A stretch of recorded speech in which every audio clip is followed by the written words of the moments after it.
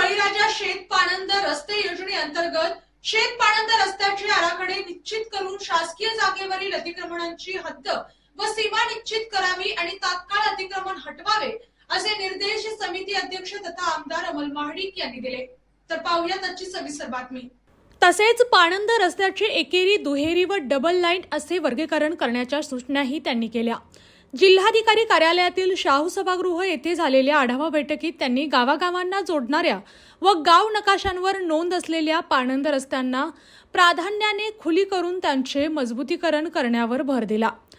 यासाठी ग्रामपंचायतींकडून तात्काळ आराखडे तयार करून स्थानिक स्तरावर बैठका घेऊन कार्यवाही करण्याच्या सूचना संबंधित अधिकाऱ्यांना देण्यात आल्या। तसेच 25 किमी क्लस्टरनुसार अंदाजपत्रक तयार करून सादर करणे, जिल्हास्तरीय समितीकडून दर निश्चित झाल्यानंतर ठेकेदारांचे पॅनल तयार करणे आणि आवश्यक निधींची माहिती देणे याबाबतही त्यांनी निर्देश दिले।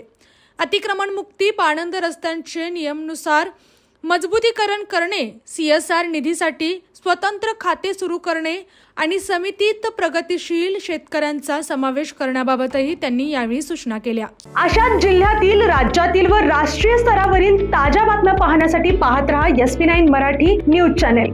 या चॅनेलच्या माध्यमातून विविध क्षेत्रात उल्लेखनीय कार्य करणाऱ्या मान्यवरांच्या प्रेरणादायी मुलाखती तसेच महत्त्वाची माहिती आणि घडामोडी आपल्यापर्यंत पोहोचवल्या जातील। अशा नवीन बातम्या आणि माहिती मिळवण्यासाठी चॅनलला लाईक करा, शेअर करा आणि हो, सबस्क्राईब करायला विसरू नका। पाहत रहा SP9 Marathi, your time your news. धन्यवाद।